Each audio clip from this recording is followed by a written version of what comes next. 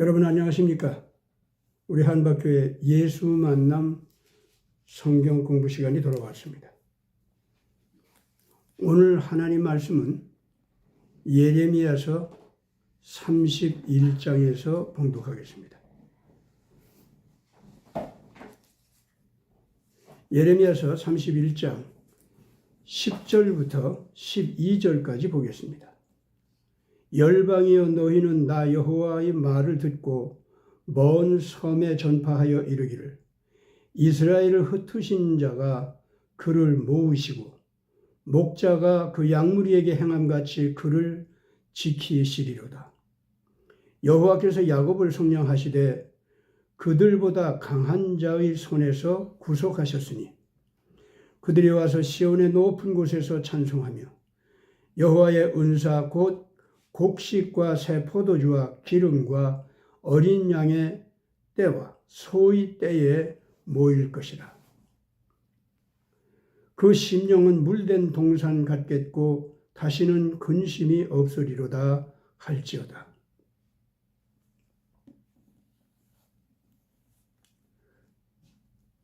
오늘 우리가 읽은 말씀은 이스라엘 백성을 다시 부르시는 하나님의 음성이 나타나 있습니다.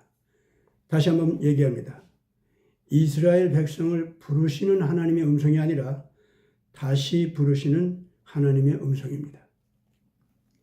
왜 이렇게 다시 부르시는 상태로 들어갔느냐? 이스라엘 백성이 흩어졌기 때문입니다. 이스라엘 백성이 자기 본터에서 쫓겨나 열방으로 흩어져 갖고 쫓겨났으며 종으로 팔려갖고 징벌을 받아서 마치 자기는 이스라엘 사람이 아닌 것 같이 자기를 꾸미고 그렇게 험하게 살지 않을 수가 없는 상태로 쫓겨갔기 때문입니다. 그러다 보니까 하나님을 원망해가지고 더 이스라엘 사람들 마음이 멀어져가지고 나는 유대인이 아니야, 나는 이스라엘 사람이 아니야 하는 식으로 자기 자신이 유대인이라고 하는 것을 지워보려고 애를 쓰기까지 하는 사람들도 나타납니다. 마치 표범이 자기 무늬를 지우려고 하는 것 같이 자기가 표범이 아닌 것 같이 꾸미려고 그런 모습을 하는 것하고 비슷하다. 또는 흰 비둘기가 검은 까마귀 떼 속에서 자기가 마치 까마귀가 된 것처럼 온갖 지저분하고 더러운 흙탕물 속에 뒹굴어서 자기 몸을 시커멓게 물들이고 까욱까욱하는 소리를 비둘기가 흉내내서 소리 좀 내보려고 하고 그러는 거하고 비슷한 거죠. 그 비둘기가 먹는 것이 곡식밖에 없는데 까마귀들은 잡식성 아닙니까? 그리고 온갖 더럽고 저주받은 것들을 또 먹기도 합니다. 심지어 비둘기들은 절대로 먹을 수 없는 남의 시체 고기를 갖다 파먹고 동물들의 눈동자를 파먹고 이것이 까마귀의 먹입니다. 그렇게 까마귀들 틈에서 자기가 까마귀인 것 같이 살지 않으면 살 수가 없기 때문에 까마귀인 것 같이 비둘기들이 흉내를 내는 거죠. 그러나 아무리 그렇게 하더라도 유대인들이 유대인의 흔적을 지울 수가 없습니다. 자기가 이스라엘 민족이라고 하는 것을 감출 수가 없습니다. 어디에서든 그것이 다 들키고 드러나고 그래가지고 또 쫓겨나고 하는 일을 인류의 종말 시대가 이르기까지 그런 일을 당한다. 성경에서 그렇게 예언하고 있습니다. 그러고 있다가 하나님께서 다시 이스라엘 사람들을 불쌍히 여겨서 부르신다. 그렇게 얘기했습니다. 여기서 아주 중요한 것이 유대인들 개개인 각자를 따로따로 한 인간 대접을 받는 삶 속으로 다시 부른다라는 말도 되죠. 그러나 그렇게 개개인을 부르는 데서 끝나지 아니하고 가장 부끄러운 이름이 된 이스라엘, 가장 사람들 사이에서 재수 없는 이름이 되어버린 유대라고 하는 이름, 그 이름으로 다시 부름 받는다는 겁니다.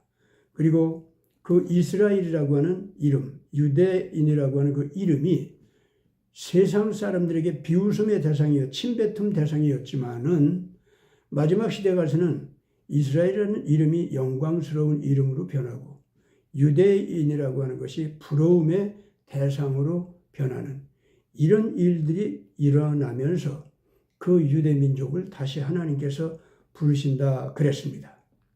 그때에 하나님께서 주시는 은혜가 여기 보니까 뭐라고 합니까? 야곱을 속량하시되 그들보다 강한 자의 손에서 구속하셨다. 이렇게 말씀하셨습니다. 야곱을 다시 부르시는데 야곱을 다시 강하게 만들고 정결하게 씻게 하고 명예를 회복하고 사람들 틈에서 부러운 이름이 되도록 그렇게 하고 굶주렸던 자가 자기만 먹게 되는 것이 아니라 남에게 먹을 것을 나누어 줄 수 있는 그런 상태로다가 부름을 받고 여호와께서 부르시는 영광스러운 땅 곧 이스라엘 민족에 쫓겨나갔던 옛 이스라엘의 고토로 다시 부름받아 되돌아오게 된다. 이렇게 지금 여기 얘기가 되어 있습니다.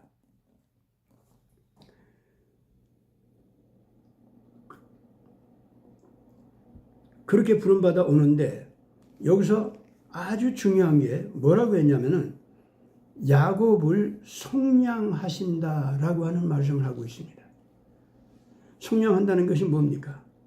야곱이 죄가 많은데 그 죄를 대신해서 값을 대신 물어주는 분이 있어가지고 그것 때문에 자기가 받을 형벌 거기에서 노임받는다는 뜻입니다.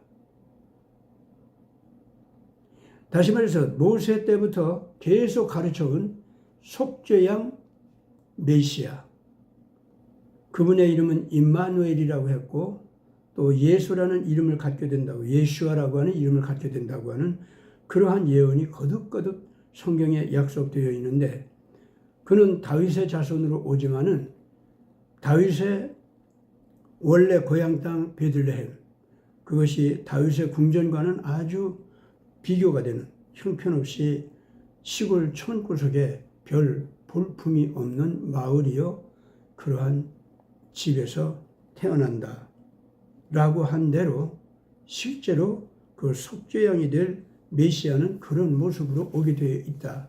다윗의 후손이긴 한데 그렇게 태어난다고 했었습니다.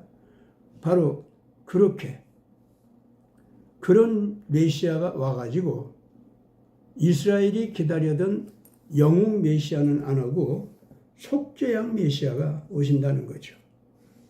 이스라엘 사람들이 신앙이 올바르게 되어 있을 때에는 여호와 하나님 아버지의 사랑을 쫓아서 그 거룩한 사랑의 은혜를 입어가지고 자기네들이 모든 죄의 속죄의 은혜를 받아가지고 하나님의 진리의 영에 이르게 되고 하나님의 진리를 기쁘게 받아들이는 예수님의 또는 여호와 하나님의 거룩한 아가페 사랑의 법도 그거를 유대인들이 영웅 메시아를 섬기기로 작정했을 때는 아주 우습게 여기고 겉에 있는 포장용 옷, 자기를 꾸미는 옷 이런 정도로는 아가페 사랑 또 남을 위해서 헌신하고 희생까지 하면서 돌보아주는 거 이런 거는 겉 허울로 적당히 포장용으로 입고 사실은 그 속에서는 끊임없이 남을 힘으로 지배하고 노예로 부려먹고 말 안 들으면 죽여버리고 말 잘 들으면은 그렇게 노예로 부려먹는 이제 이런 식의 관계에 있지 않습니까? 그리고 자기하고 힘이 비슷하면은 거래 관계를 터가지고 서로들 유익을 나누어 먹는 거. 그러면서 끊임없이 경쟁으로 들어가면서 그 온갖 거짓말과 책략을 부려가면서 싸움으로 나가고 결국은 세력 다툼에서 이기는 그런 영웅 메시아 이런 그 삶을 그런 영웅 메시아를 모시고 사는 삶을 이스라엘 사람들이 그 받아들이기로 작정해서 원래 모세가 가르쳤던 속죄양 메시아를 기다리고 그분을 모시고 그분의 삶의 법도대로 사는 것을 바라지 않는 이제 이런 쪽으로 가버린 그 이스라엘 민족이 있지 않습니까? 예. 그것 때문에 진짜 메시아가 왔을 때 이 사람들이 메시아를 죽였거든요. 그 십자가에 못 박아 죽였습니다. 그래가지고 거기서 회개하고 또 예수님을 믿으면 좋은데 예수 믿는 크리스찬들의 조상이 된 그런 유대인들 외에는 나머지 유대인들은 모두 예수를 버렸습니다. 끝까지 버렸습니다. 속죄양 메시아로 왔다고 해서 보기 싫다고 했어요. 십자가에 못 박아 죽인 것이 아주 잘했다고 자기들은 여겼습니다. 그런데 그렇게 된 그 유대 민족은 결국 징벌을 받아서 이스라엘 본 곳에서 그대로 살 수가 없이 남자들은 그 당대에 있던 남자들은 다 살해당하고 여자와 아이들은 온 세계로 흩어지는데 그것도 포로로 잡혀서 노예로 끌려나가면서 그렇게 살게 되는 거죠. 뭐 그렇게 해서 이제 남자들이 생겨도 어디 가서나 특히 남자들은 더 심한 노예로 팔려가고 무시무시하게 학살을 당하고 이렇게 됩니다. 그러다 보니까 유대인들 하면은 남자들은 별로 아이들을 빼놓으면 남자들은 별로 남아있는 게 없는 이런 정도로 변하고 말았습니다. 그래서 유대인들이 결과적으로 유대 민족의 피를 유지하는데 할 수 없이 남자들의 혈연 관계를 중심으로 해서 그 유대 민족의 피를 이어지게 한 게 아니라 유대인들의 여성들, 따님들, 그이들의 대통을 이어서 유대 민족의 혈통을 유지하도록 하는 이런 비참한 지경이 떨어졌습니다. 그래서 유대 민족은요, 아버지가 유대인이냐 아니냐 그게 별 문제가 아니에요. 어머니가 유대인이냐 아니냐 하는 것이 진짜 중요해요. 그 사람들은. 그래서 그 대통을 따라서 나는 유대인이다 이렇게 요새까지 계속 지금까지 위에 내려왔었습니다. 그러니까 이 성경에서 하나님께 이스라엘 민족을 마지막 시대에 다시 부른다라고 할 때 계속 무슨 말이 나오느냐면 예루살렘에 따라 처녀 이스라엘아 시온의 딸들아 하고 계속 하나님의 딸들을 부르는 호칭이 계속 나와요. 특히 이스라엘의 공동체적인 민족 명칭을 얘기할 때는요. 언제나 여성 칭호식으로 나와요. 예루살렘의 아들들아 그럼 뭐 괜찮잖아요.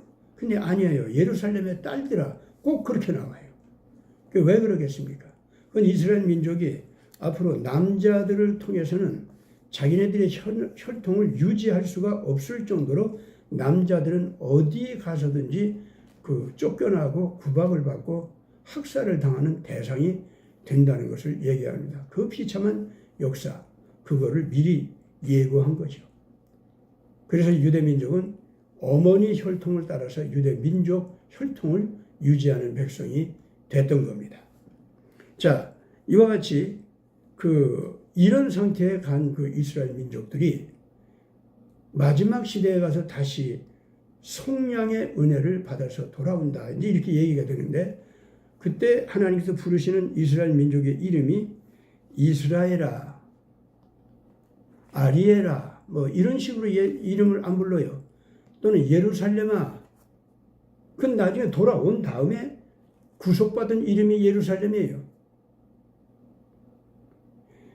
먼 데로 쫓겨나가고 먼 데로 가서 학살당하고 언제나 없는 것처럼 살았던 그 불쌍한 유대민족을 부를 때는 야고바 하고 부릅니다. 이스라엘아라고 하는 그 호칭, 그는 일단 부름받은 야곱이 돌아오기 시작할 때부터 이스라엘아 너는 내 아들이라 이렇게 부르게 되는 거죠. 너는 내 딸이라 이렇게 부르게 되는 거예요. 그러니까 여기서 지금 우리가 유의해서 봐야 할 것이 이스라엘 민족이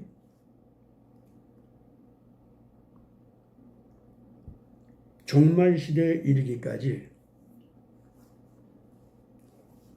유대라고 하는 이름, 이스라엘이라고 하는 이름, 야곱이라고 하는 이름은 언제나 부끄러운 이름입니다. 비웃음 받는 이름입니다. 우리 한국도 일본 사람들한테 무시당할 때 조센징이라는 말을 선인해가지고 sen징이라고 하면서 아주 비웃었었죠. 이렇게 이스라엘 민족이 그 무시당하고 괴로움을 당했습니다. 그들이 막판에 가서 그 이스라엘이라는 이름이 또는 야곱이라는 이름이 영광스러운 이름으로 변한다는 거죠. 언제 그렇게 되느냐? 속량의 은혜를 받았을 때. 속량은 뭡니까? 지금 제가 얘기한 것 같이 메시아의 속죄 은총을 받은 백성이다, 그런 말이죠. 다시 말해서 이스라엘 민족이 속죄양 메시아를 그렇게 미워하고 싫어하고 심지어 잡아서 십자가에 못 박아 죽이고 난 다음에 세상으로 쫓겨나가는데도 그 예수를 더 원망하고 그 예수를 따르는 크리스찬이나 그 교회를 갖다 더 원망하고 그래가지고 점점 유대 민족이 온 세계에서 마치 없는 것 같이 살지 않으면 안 되는 비참한 상태까지 들어가서 결과적으로 그 사는 목숨을 갖다가 악마적인 못된 짓을 하는 그러한 유대인으로다가 다시 고개를 드는 경우도 있다고 했습니다. 그것이 바로 프리메이슨이라고 하는 겁니다. 뭐 프리메이슨 자체 석공조합이다 그거 자체는 원래가 그것이 그렇게 악마 같은 옳지 못한 일을 하는 목적으로 이렇게 모이게 되어 있는 조합 그런 거는 아니었죠. 그러나 유대민족이 전 세계로 쫓겨나가서 이제 노예처럼 살고 쫓겨나가는 어디 가서나 미움받으면서 학살당하는 삶을 살다가 보니까 이 사람들은 이 나라 저 나라로 흘러다니면서 훌륭하게 살아남을 수 있는 길이 뭐였냐면은 기가 막힌 그 기술, 여러 가지 종류의 뭐 농업 기술이 됐든 공업 기술이 됐든 뭐가 됐든 간에 사람 사는 데 있어서 꼭 필요한 그 기술을 갖다가 습득합니다. 땅을 차지하지 못하고 언제든지 어디서든지 이리저리 흘러다니다 보니까 장사를 해야 됩니다. 그래야 먹고 살 수가 있어요. 장사를 하다 보니까 금융 기법을 갖다가 또 능하게 배워야 됩니다. 그 금융 기법도 여기저기서 유대민족들이 돈을 쌓아놓고 그 재산이 많다 하면은 언제나 뺏깁니다.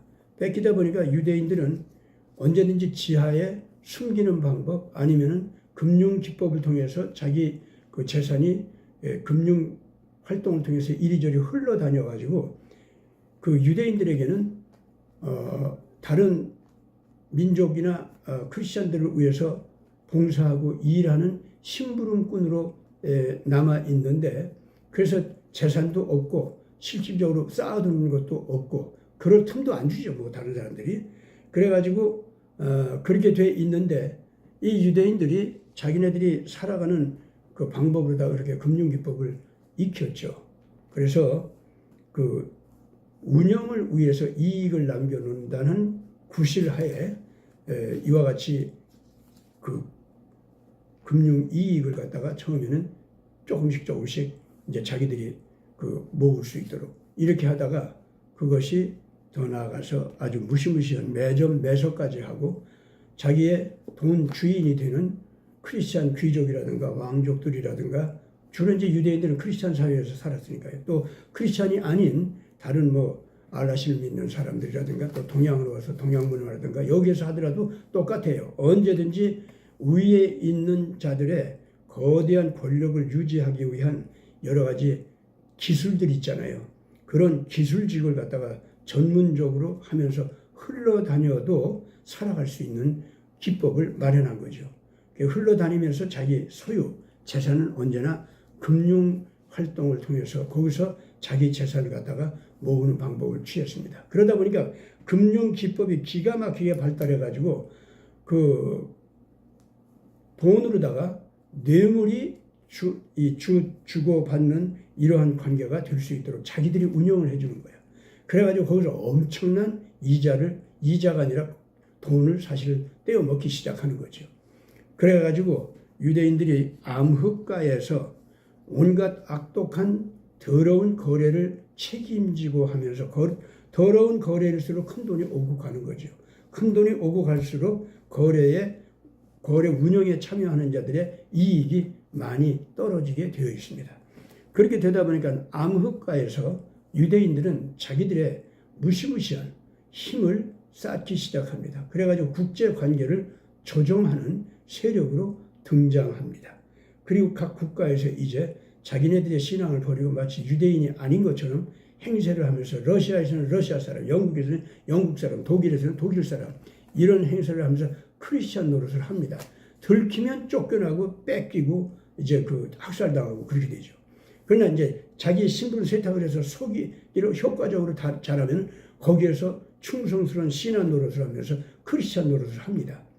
그러면서 이 사람들이 언제든지 지하에서 악마의 기법을 통해서 무시무시한 힘을 가지고 정치력을 발휘하고 금융력을 발휘하고 그리고 무기 거래 힘을 발휘하고 이렇게 해서 각 국가에서 엄청난 힘을 차지하기 시작하고 자기 파벌을 만들어가기 시작하고 그 파벌은 자기들 자신의 엄청난 그 종으로 부려먹는 그런 요새 말하면 용병부대 있죠. 이런 식으로 사병 조직 이런 것들을 그 엄청난 돈을 가지고 운영하기 시작합니다. 유대인들끼리 암흑가에서 유지하는 이러한 조직 활동이나 금융 활동이나 이런 거대한 경제 암흑 거래 관계는 전부가 다 유대인들 간의 국제적인 통로를 통해서 그게 이루어지다 보니까 이 유대인들은 국제사회에서 없어서는 안 될 아주 필요악이 되었던 것이고 그 필요악의 존재들이 조직화해서 이제 이런 세속 모든 그 사회 속에서 그 양지로 권력을 가지고 돈을 가지고 또는 명예를 가지고 등장할 수 있는 틈이 나기 시작합니다.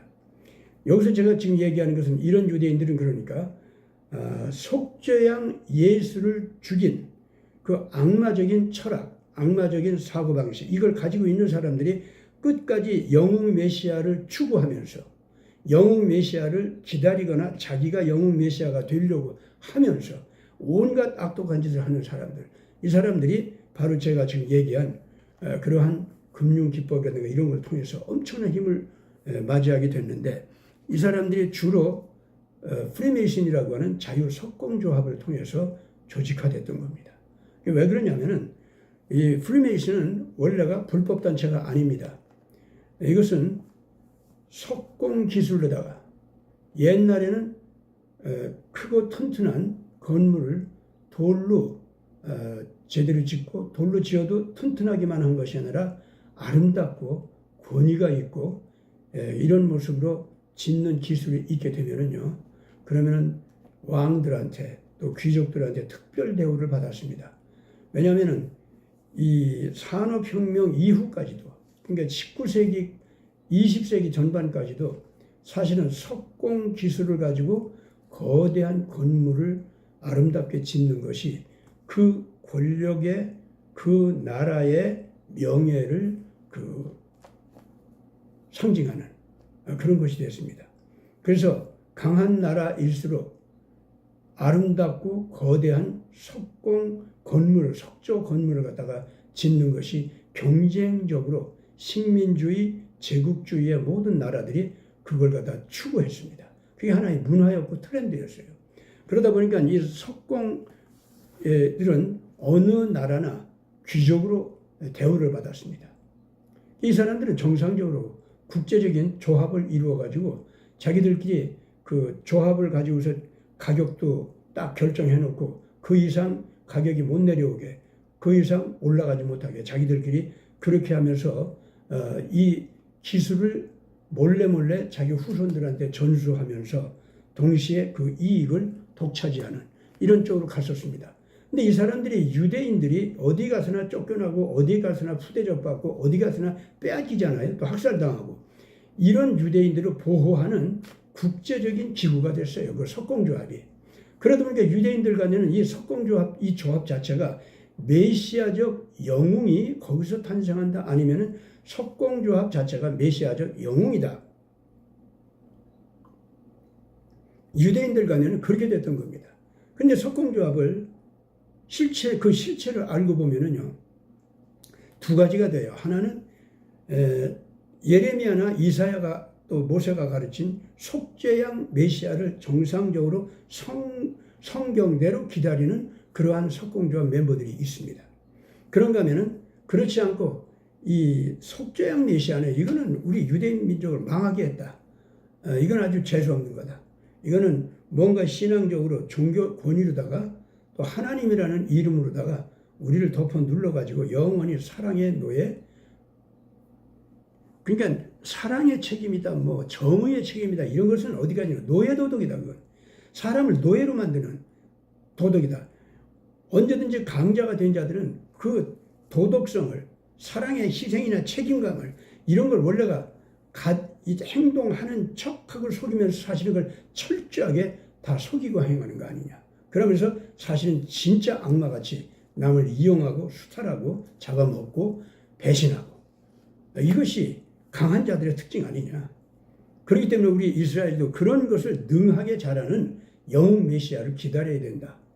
실제 우리 역사도 보면은 영웅 메시아와 그 희생양 메시아, 이것이 교대로 나온 것 같아도 아니다. 우리도 뭐 다윗이 됐든 누가 됐든 뭐 전부 모세까지도, 모세가 뭐 메시아를 갖다 속죄양 메시아를 갖다 가르치긴 했지만은 그 모세까지도 사실은 이 모세 자체가 영웅 아니냐. 그냥 어떤 강자들에도 그냥 하나님의 거룩한 능력을 탁 입어가지고 그걸 탁탁 물리치는 그런 강자 아니었느냐. 그 모세까지도 그렇게 했는데 순수하게 어떻게 순진하게 자꾸 속죄양 메시아 이걸 갖다가 자꾸 이거 받아들이려고 하느냐. 결과적으로 지금 현재 마카베 시대에 와가지고 헬라의 알렉산더, 이 사람이 우리의 메시아인 줄 알았는데 이 사람이 일찍 죽고 나니까 얼마나 그리스의 그 황제들이 우리를 갖다가 괴롭혔냐. 그래서 마치 알렉산더 같이 마카베 형제들이 영웅으로 일어나가지고 그 그리스 헬라 제국의 왕들을 갖다가 물리치고 우리가 새로운 나라를 갖다가 만들도록 한 거 아니냐. 이걸 봐라. 마카베 형제가 영웅적으로 승리를 해서 그 막강한 헬라 제국을 이겨내고 이 이스라엘 왕국을 갖다가 만든 것 자체가 영웅 메시아가 옳다는 증거 아니냐. 그렇기 때문에 모세가 가르치는 영웅 메시아, 그것은 우리가 인정하고 받아들일 한계가 있는 거다. 그거 무조건 그냥 그 메시아 자체가 영웅 메시아라야 한다라고 하는 건 말도 안 되는 거다. 그러니까 예수는 우리를 갖다가 강자 앞에 순종하고 살도록 하는 그러한 노예도덕을 가르친 거다. 그 예수는 정말로 따르면 우리 큰일 난다. 이러한 석공조합 멤버들이 나타난 겁니다. 이 사람들은 또 세속적으로도 성공해가지고 한참 귀족 생활도 하고 장군 생활도 하고 그리고 뭐 금융 왕 노릇하고 이미 이 처음부터 말이죠. 그리고 석공조합 기술로다가 엄청나게 권위를 가지고 나라 살림을 맡아서 움직이는 이런 사람들이었습니다. 주로 그러니까 크리스찬 국가에서 뭐 구교가 됐든 신교가 됐든 거기서 성공한 사람들이 이 유대인들이 그런 식으로다가 자기를 빛내 보이면서 자 우리같이 이렇게 이 크리스찬 사회에서 영웅처럼 강자로서 일어난 자들이 유대 민족의 실질적인 그 보호자가 아니냐. 크리스찬들 그 성경들이 믿는다고 하는 사람들 그런 식으로다가 가서 희생이나 당하고 순교나 당하고 밤낮 죽기나 하고 그러고 그냥 가서 학살당하면서 주여 뭐 이런 식으로 해봤자 뭐가 이루어지는 게 있냐. 그러니까 이제 이 프리메이슨이요 크게 그렇게 둘로 나뉩니다. 그러면서 이 속죄양 메시아 이쪽으로 믿는 사람들도 유대인으로 남는 사람들은 그렇다고 예수가 메시아라는 건 아니라는 겁니다. 뭔가 그 사람은 참 그 사람을 계기로 해서 이 유대 민족이 크게 재수없게 그냥 다 망하기만 하고 형편없이 돼버렸다. 일부분 뭐 크리스찬이 된 사람들은 다 녹아져서 유대인인지 아닌지 흔적도 없이 다 사라진 거 아니냐? 없어진 거지 뭐 그거는. 그러고 뭐 예수 믿는 사람들이 영적 이스라엘 뭐 그렇게 얘기하지만은 그 영적 이스라엘이라고 하는 그 크리스찬들도 지금 현재 봐라. 신교 국가가 됐든 구교 국가가 됐든 다 뭐 식민 제국주의로 나가면서 이것들도 영웅 메시아주의로 나가는 거 아니야. 그렇기 때문에 석공 메시아, 석공 가운데서, 석공조합 가운데서 이 속죄양 메시아를 기다리는 사람들도요, 예수를 진정한 그 속죄양으로다가, 속죄양 메시아로다가 믿고 받아들이기에는 너무 어려운 점이 많다는 거예요. 그 사람들 거기 예수 믿는 것은 소극적이에요. 물론 이 사람들도 이 뭐 식민 제국주의를 나가는 그 신교국가, 구교국가 거기에서 자기 신분을 세탁하고 숨기고 그러면서 크리스찬 노릇을 하고 살지만은 속은 다 그랬던 거예요. 그런 사람들이 이제 석공조합에 이제 모였던 건데 이 사람들이 암흑가의 거대한 힘을 운영하고 받아들이고 유지하는 것. 그거는 속죄양 메시아를 기다리던 그러나 예수는 인정하지 않는 그러한 석공조합 사람들까지도 그 석공조합 특유의 암흑가에서 악한 거래를 하면서 힘을 차지하고 힘을 유지하는 거 있죠. 그러니까 확대시켜가는 거. 그건 그 사람들도 같이 했던 겁니다. 자, 이렇게 되다 보니까 이 프리메이슨이요, 기본적으로 악마화되지 않을 수가 없었습니다. 그리고 적극적으로 성경대로 예수 그리스도를 속죄양 메시아를 믿으면서 정말로 순교까지 하면서 순구까지 하면서 아가페 사랑을 실천하면서 자기 피를 흘리는 이러한 성령 안에서 바르게 나가는 사도 행전적인 정신을 살리고 있는 사람들은 계속해서 석공조합에게는 비웃음 대상이 되고 우리가 너들은 같이 갈 수가 없어 하는 대상이 됐던 겁니다. 그래서 이 석공조합은 조합 전체가 속죄양 메시아를 기다리는 사람들까지도 악마화되는 것을 막을 수가 없게 됐던 겁니다. 그러니까 여기 지금 예레미야 31장에서 여호와께서 야곱을 속량하시되 그들보다 강한 자의 손에서 구속하셨다라고 하는 이 말씀은요, 우리가 잘 알아야 됩니다. 이런 석공조합에 들어가서 속죄양 메시아를 기다리는 사람들조차도 석공조합의 그 암흑가의 거대한 거래관계, 힘을 축적하고 영웅이 되는 거 있죠. 그거를 추구하면서 그러면서 속죄양 메시아를 기다린다 라고 하는 사람들까지도 결과적으로 야곱이 속량을 받아서 하나님께 구속을 받는다라고 하는 여기에는 해당이 되지를 않습니다. 그러나 저는 지금 현재 석공조합 프리메이슨의 그 조직 안에 참여하고 들어있는 사람들은 모두 구원받지 못한다. 저 그런 말을 하는 건 아닙니다. 다만 석공조합 자체는 구원의 대상에서 벗어나 있다는 겁니다. 이스라엘 민족이 사실은 얼마 전까지도 이스라엘 공화국 자체도 이 석공조합 단체 있죠. 프리메이슨. 이것이 자기네들을 구원해줄 메시아의 모상 내지는 거기서 메시아가 진짜 등장한다. 이렇게 기다리고 있었습니다. 그래서 오늘 우리가 지금 현재 마지막 적그리스도라고 하는 이 딥스테이트 세력, 특히 유대계 세력, 이 사람들 가운데서 영웅 메시아가 나타나거나 아니면 이 사람들 단체 자체, 딥스테이트 그 조직 자체가 이것이 영웅 메시아적인 존재다. 이렇게 사실 이스라엘 공화국 전체가 믿고 따랐습니다. 여러분들, 이런 상태에 있는 이스라엘 공화국은 실질적으로 야곱이 속량을 받는다라고 하는 이 말씀에 해당이 안 됩니다. 왜냐하면 이스라엘 공화국 자체가 자유민주주의 체제로 나가서 신앙의 자유를 준 것까지는 좋아요. 그러나 여러분들, 법적으로 신앙의 자유를 주는 국가라고 하는 것은 하나님의 구원을 받을 준비가 된 공동체다. 그 말은 돼요.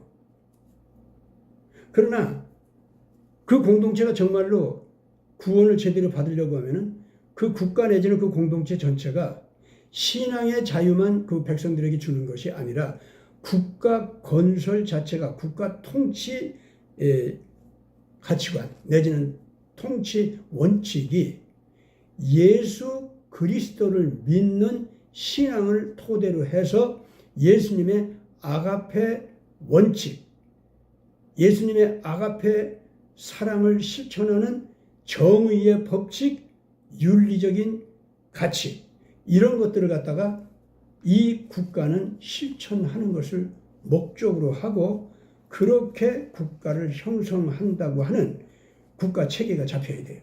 그렇게 되면은 그 공동체는, 그 국가는 살아납니다. 그러면서 공동체 명의로 진정으로 예수 그리스도의 거룩한 그 속량의 은혜, 속죄양의 속죄 은혜, 그거를 입고 제대로 구원받았다, 이렇게 말할 수 있는 국가로서 미국이 있습니다. 유럽의 각 국가들은요, 구교는 국가 체계 자체가 구교라고 하는 그 자체 때문에 법왕을 메시아로 받아들이고 법왕의 제국이 바로 예수님의 천년왕국이라고 하는 게 잘못된 이러한 것을 가지고 있기 때문에 그런 식의 공동체는 예수님의 구원의 은총에 참여할 수가 없습니다. 뭐 그렇다고 천주교에 속한 모든 크리스천들이 전부가 다 구원에서 다 제외된다, 그런 말은 아닙니다. 그러나 천주교라고 하는 교단, 그리고 그 바티칸이라고 하는 조직, 정치 조직, 그거는 심판 대상일 뿐이고 구원받을 수 없습니다. 그러니까 이스라엘도요, 이제 구원을 받으려고 하면은 반드시 어디로 가느냐 하면은 이스라엘 민족 체계가, 그 국가 체계가 예수 그리스도 믿는 신앙을 토대로 한 모든 헌법이 나와야 됩니다. 그 중에 이제 하나가 뭐 신앙의 자유 이런 것도 있는 거예요. 그래서 폭력적으로 다른 종교를 갖다가 탄압한다든가, 또 기독교가 그 국가의 국교가 돼가지고 법이 폭력이 돼요. 그렇게 되면요. 그래가지고 법이라는 폭력을 가지고서 합법화된 폭력이죠. 그 폭력을 가지고 다른 종교, 다른 가치관, 정치 사상 이런 것들을 갖다가 폭력적으로 못하게, 그걸 선택하지 못하게 이렇게 눌러버리는 거 있죠. 예.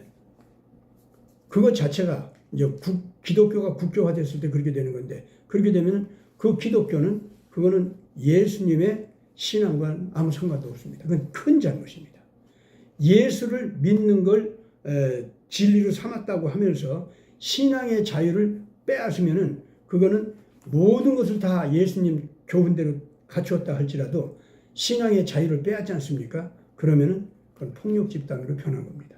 그리고 예수님은 자기 자신의 진리를 그렇게 폭압적으로 강요해서 누가 받아들이도록 끝까지 그거는 안 하시는 분입니다. 네가 원해서, 네가 스스로 선택할 가치가 있다고 느껴서, 그래서 나를 택하라, 그러시는 겁니다. 그건 무슨 말이냐면 내 사랑 때문에 나를 택하라, 그런 뜻입니다. 예수님이 사랑을 인해서 한 사람 한 사람을 택해 주셨고 국가를 구원의 대상으로 부르시고 택해 주지 않습니까? 예, 그 공동체를 자기 신부로 삼아서 그렇게 끌어안아 주잖아요. 그런데 그건 어디까지나 그 국가의 자율적 의지가 선택하게 하는 겁니다. 그러니까 이스라엘 민족이 여기 야곱의 족속을 하나님께서 속량해서 구원해 주셨다라고 할 때, 이 야곱은 보니까 영웅 메시아가 와서 힘으로 남을 굴종시키고 그러면서 이스라엘 민족을 갖다 영광스러운 자리에 앉혔다든가 그런 거 아닙니다. 아가페 사랑으로 그 법칙대로 살고자 하는 이스라엘 민족이 돼서 그렇게 살고자 할지라도 나는 너무 이기적으로 사는 것이 이게 버릇이 돼가지고 그 남을 위해서 헌신하고 산다는 것 자체 상상만 해도 머리에서 쥐가 나고 아주 그냥 진저리가 나고 나 그렇게 살 수가 없다. 이제 이렇게 되고 마는데 나 좀 제발 좀 이런 노예 도덕에 묶여 있지 말게 해주시오.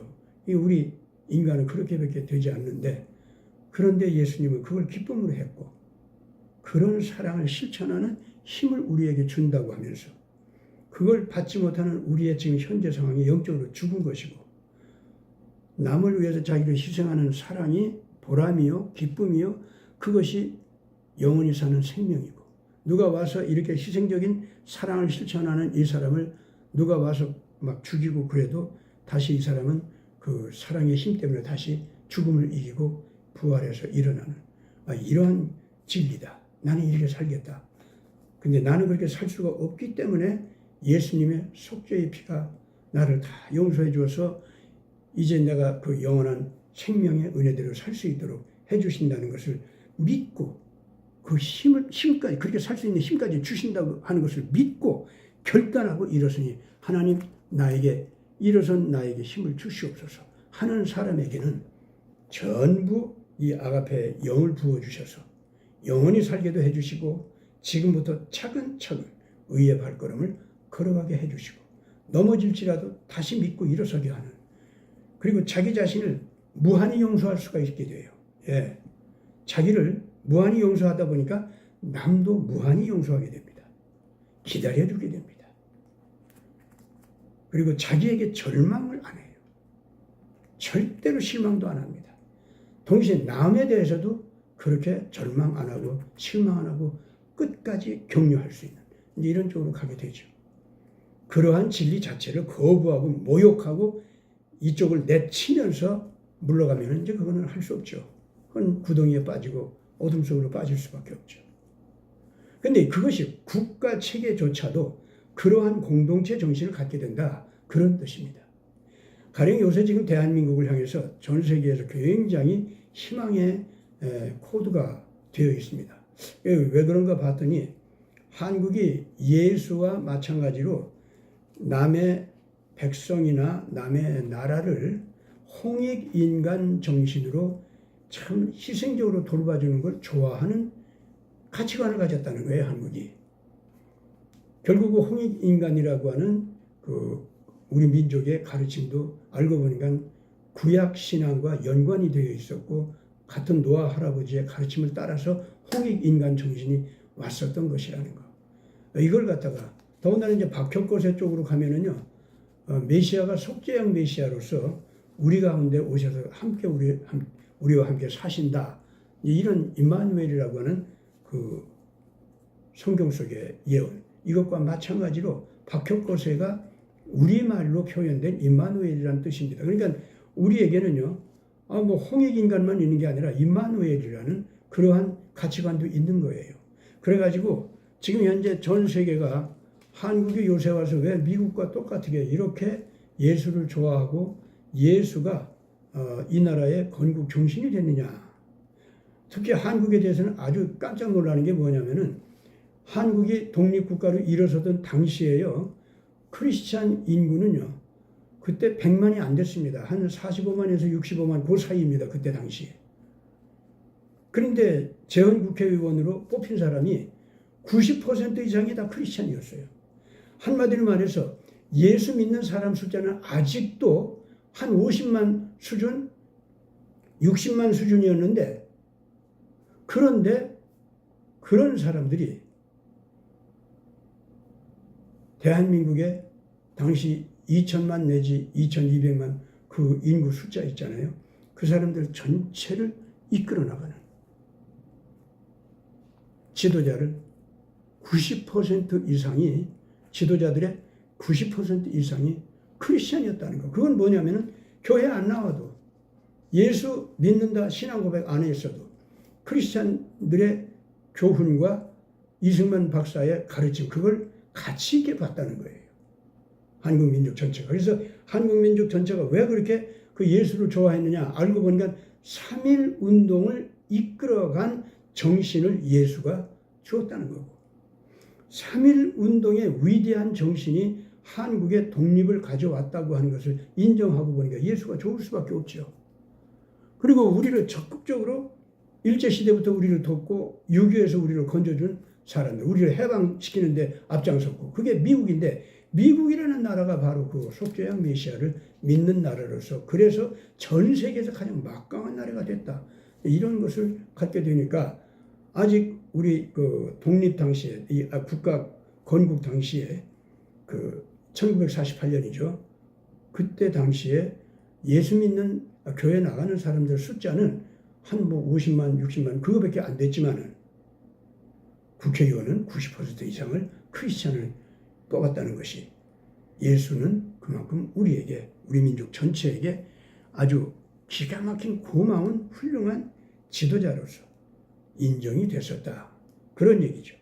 왜 그러냐? 우리에게 홍익인간 가르침이 있고 제세이와 가르침이 있는데, 그것이 경천 애인, 우리가 어느 때부터 그것도 있었는데 그것이 없어졌는데 예수를 만나고 보니까 경천 애인까지 딱 보태진 거예요. 그래서 이 우리나라 고유 정신과 예수 믿는 정신은 하나도 다를 게 없어요. 그래서 드디어 6.25 전쟁 이후부터는 이 교회 수가 그냥 엄청나게 늘어나고 크리스천 수가 한국에서 갑작스럽게 막 늘어나기 시작하고 그랬던 겁니다. 오늘 제가 이 말을 하는 것은 대한민국 지금까지도 예수 믿는 사람들의 전체 인구 100%를 차지한 건 아닙니다. 또 한때 우리나라 안에서 거의 5분의 2를 넘어서 가지고 참 5분의 2.5 그러니까 2분의 1 정도 크리스찬일 수 있었던 만큼 막 불어나가다가 교회가 잘못을 하고 교회가 좀 부패하고 아주 저 북한에 가서 이상한 짓들 하고 오고 이렇게 되는 바람에 교인 수가 확 줄었습니다. 그럴지라도 지금 현재도 전체 인구에 교회 안 나가는 크리스찬들까지 합치면은 전체 인구의 4분의 1 정도가 크리스찬 인구라고 하는 것은 거의 확실합니다.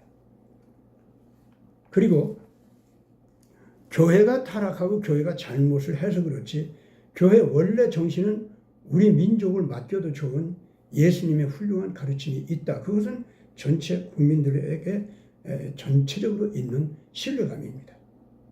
왜 그렇다고 하면은 대한민국이라는 나라는요, 이 국가제도 처음 그 제1공화국 이승만 박사가 세워놨던 제1 우리들의 공화국 있죠.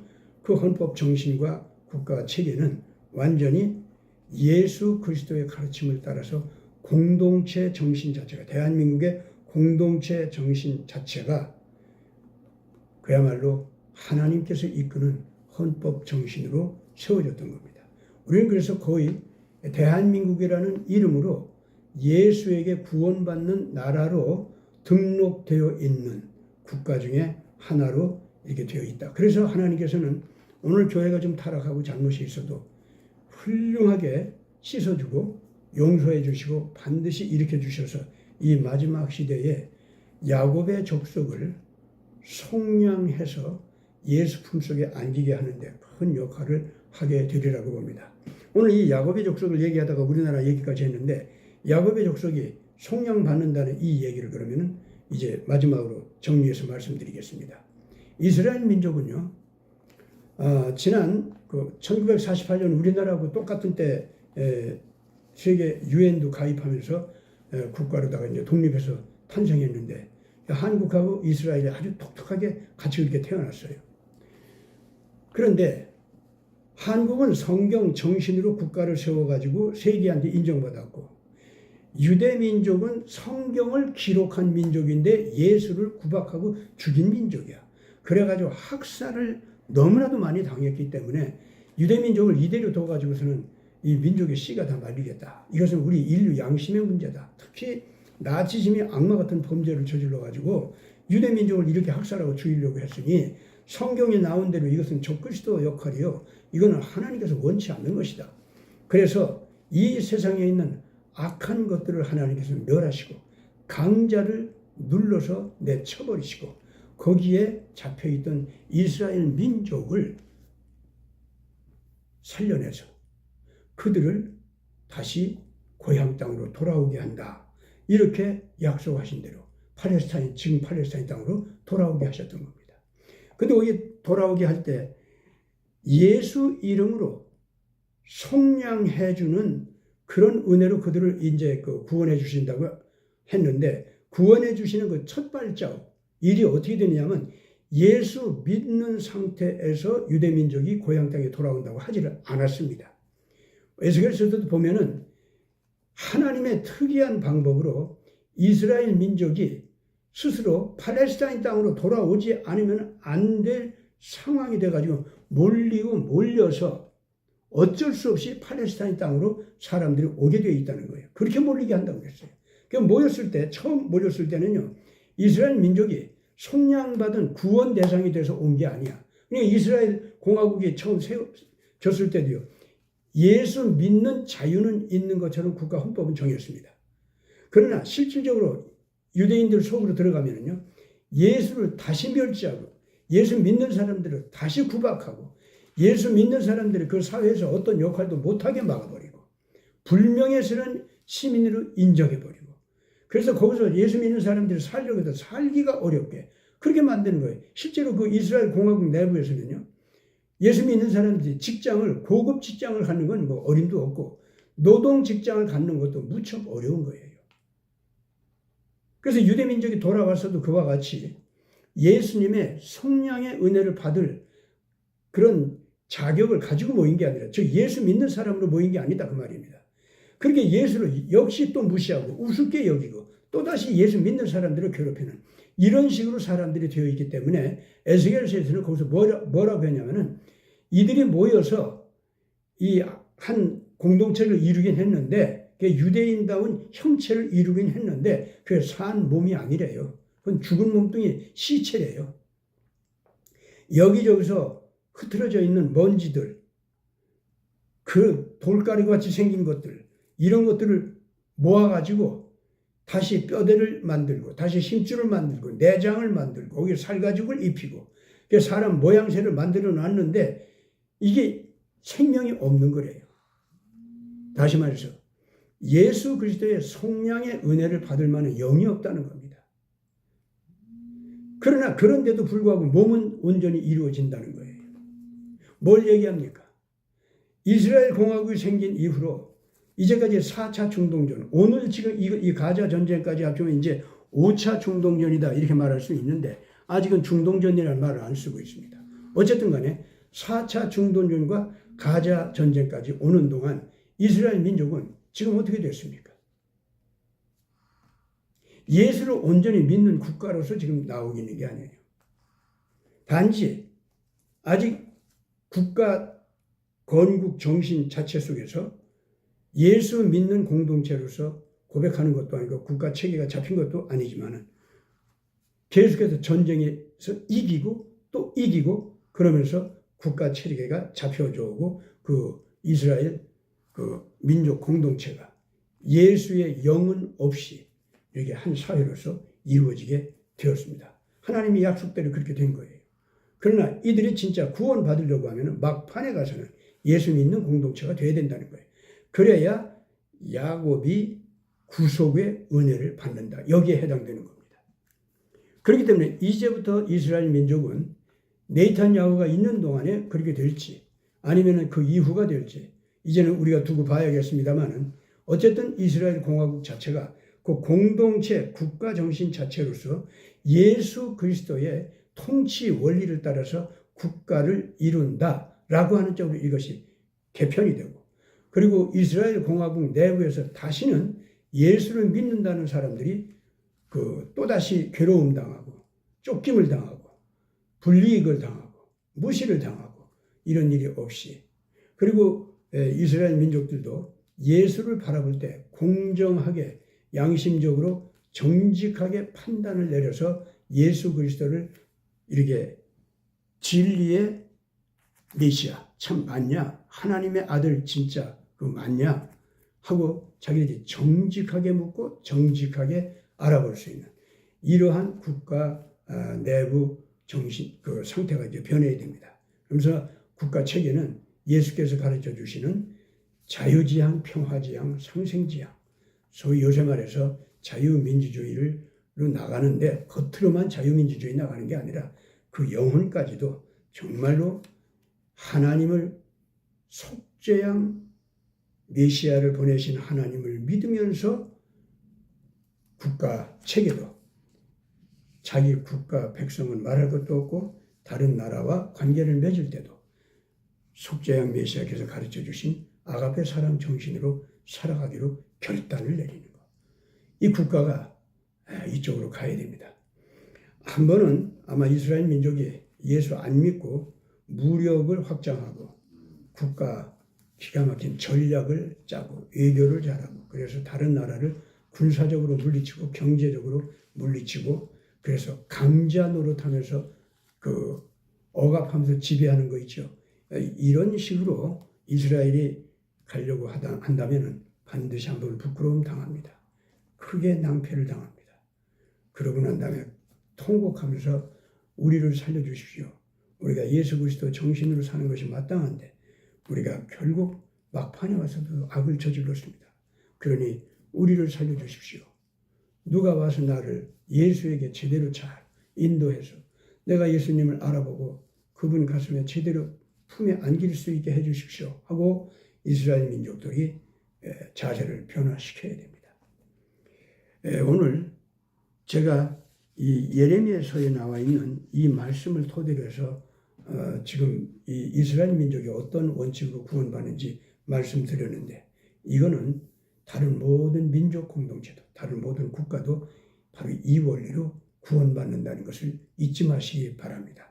따라서 이런 원리가 전해지고 이런 원리가 자유스럽게 받아들여질 수 있는 기회가 모든 민족, 모든 국가에게 있어야 됩니다. 선진국, 후진국 말할 것도 없습니다.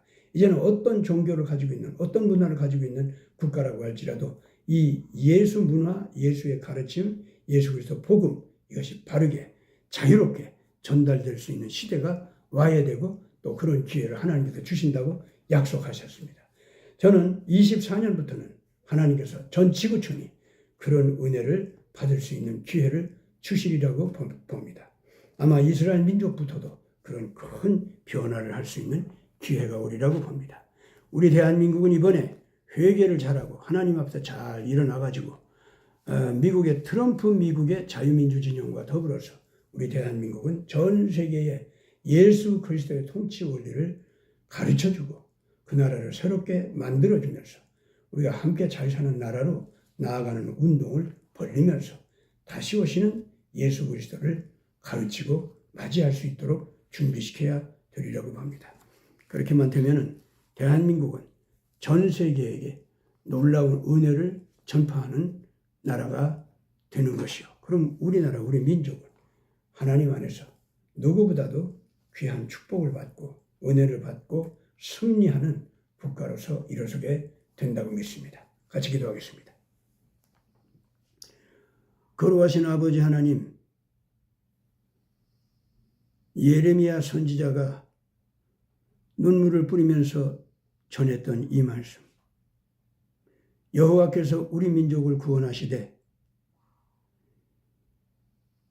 야곱이 참으로 못난 짓을 많이 했다 할지라도 하나님의 품속에서 은혜를 받고 새롭게 씻음받고 용서받고, 그래서 예수의 속죄양 메시아 예수의 가르침대로 사는 그러한 각오를 굳히게 될 때 이스라엘 민족이 구원받는다 말씀하셨 그대로 주여 이 일이 어서 이루어지게 하여 주시옵소서.